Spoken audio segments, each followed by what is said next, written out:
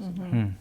Now, what are your plans for expansion? Now, you're going to the internet to sell, and then also you said with the UFW.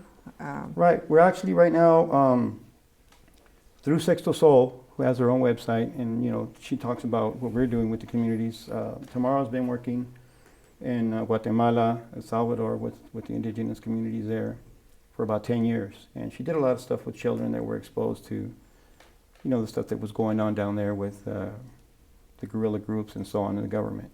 And children that saw tragedies, their parents, maybe being executed, that type of thing. So she's a psychologist. So she went down there on a mission and just got involved with these young children. I mean, her life was probably in danger a bunch of times, but she's one of those persons that doesn't think about that. She's just doing her thing. And so we kind of formed our alliance. And so now we're going to start doing the same thing as we're doing in Chiapas, Oaxaca, Puebla, and Veracruz. Some of the Guatemalan people there, which are Mame is their language they speak there. So we've got about 6 communities that we're going to be getting in contact with there. She just got back from doing a water project or something there. Wow, that's empowerment. It's good for small communities to know what empowerment is, but it's a two-way street. Empowerment, because someone like me, for example, might not know about this. This product or the struggles that occur down south. And so empowerment, I feel it has to work not only towards the people you're helping, but to get the people to understand why you're helping, So empowerment is really a two-way street. So I'm glad to learn of this, because now I feel empowered to find out more and start to question and spread that word. And I'm glad we brought him here to the show. Yeah, learn. And also, how would somebody watching the show be able to come, perhaps a vendor? Is there distributor there? like That's the word I'm right. looking for. Actually, we're What's your brochure? See that at a powwow. Black medicine. Yeah, I know. Black medicine. Yeah. Mayan Winds Imports. Yeah. Yeah, actually, I think I did get it at a powwow one time.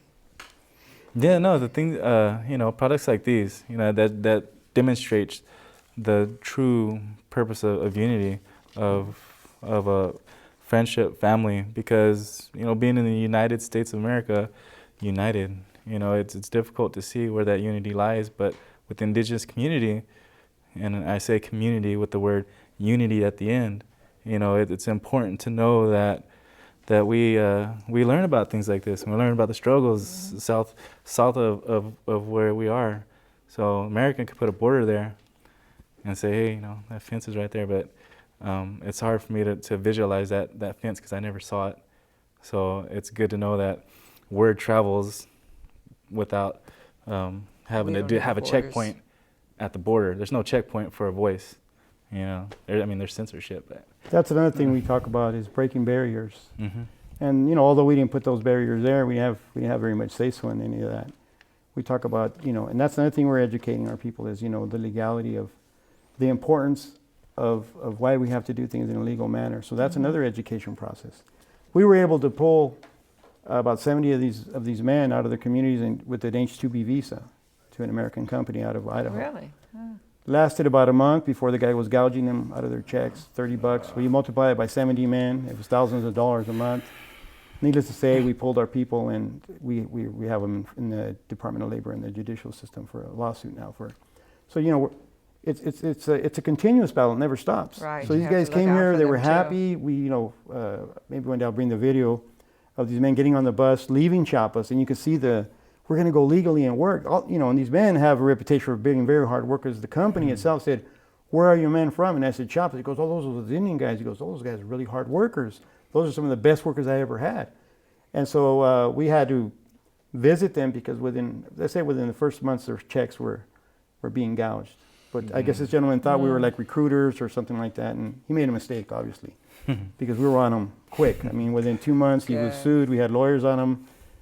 My brother Fernando, who's also one of our strongest supporters, Fernando Loera, flew down there, made 2 trips, did video, did a whole fact-finding mission with video, interviewing the forestry, the United States forestry inspectors.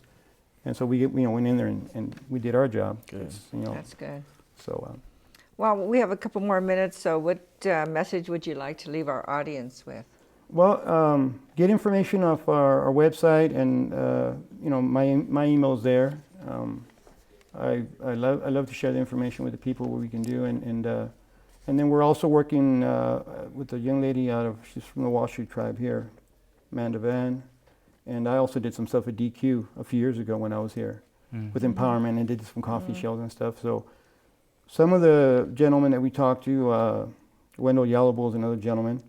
We're talking about empowerment, you know, even on our reservations. You know, what about setting up your own roasting place, and instead of using, without mentioning any coffee companies, why don't we have our own coffee in these casinos and create jobs That on the would be reservations? ideal. And that's the stuff that, you know, we can teach. We have all the resources to do that. So, you know, it's just a vast array of things that need to be done, and we probably won't get it done in this lifetime. But As long as you can get everything in motion, pass on the knowledge to someone else, other generations, so they can keep it going and expand on it. I think we have good direction. That's good And to we hear. have people that are willing to work and struggle, which is the most important thing.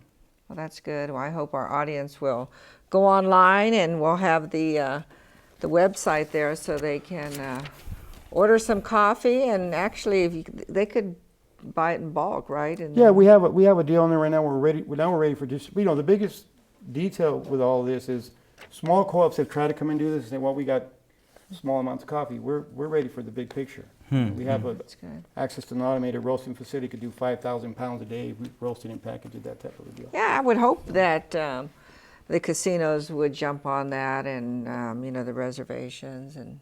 Yeah, It wouldn't be definitely. just about selling, it would be about empowering them with Sure, that business. absolutely. And about keeping the money within the communities. within the Yeah. It communities. says unity within the Yeah, community. because you know we can talk about the business, the Better Business Bureau, but I mean it's all about the Indigenous Business Bureau. That's right. Shoot. And I think that's we have a huge base there within our communities. We do. Well, thank you for coming all the way from pleasure. Chiapas to visit us on Native Voice TV, and we wish you a lot of luck, and we'll spread the word too.